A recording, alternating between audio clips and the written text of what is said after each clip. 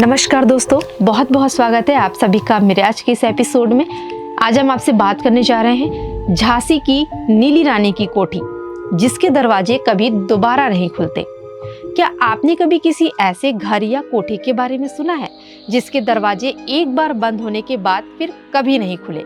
जी हाँ, झांसी की नीली रानी की कोठी एक ऐसा ही रहस्यमय स्थान है जिसके बारे में कहा जाता है कि यह कोठी आज भी शापित है और जो भी इसके रहस्य को जानने की कोशिश करता है वह या तो लापता हो जाता है या फिर मानसिक संतुलन खो बैठता है।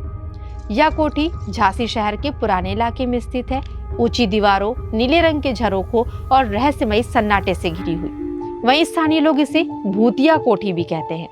किंवदंतियों के अनुसार यहाँ एक ब्रिटिश रानी या साहब की पत्नी रहती थी, जिसे लोग नीली रानी के नाम से जानते थे, क्योंकि वह हमेशा नीले वस्त्र पहनती थी और नीली रोशनी में ही जाती थी। कहा जाता है कि 1857 की क्रांति के दौरान इस कोठी में कई गुप्त युद्ध योजनाएं बनी, लेकिन जब रानी लक्ष्मीबाई के विद्रोह ने शहर को हिला दिया, तब नीली रानी कोठी में अकेली रह गई।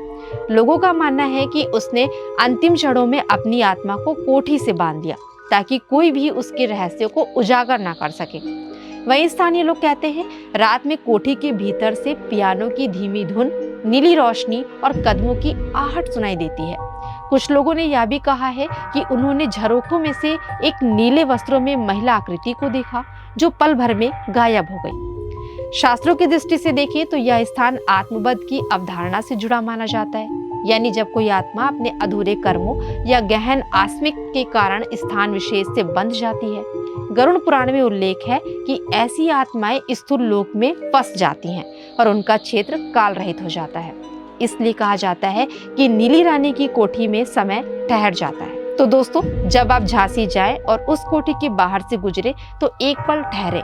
देखिए, शायद हवा में वह नीली झिलमिलाहट आज भी आपको देख रही हो, और शायद वह दरवाजा जो सदियों से बंद है आपकी आहट सुनकर एक बार फिर हल्का सा हिले। शास्त्र ज्ञान की दृष्टि से नीली रानी की कोठी हमें यह सिखाती है कि अधूरी इच्छाएं आत्मा को बांध देती हैं, और जब तक हम उन्हें मुक्त नहीं करते वो कोठियां हमारे भीतर और बाहर कभी नहीं खुलती।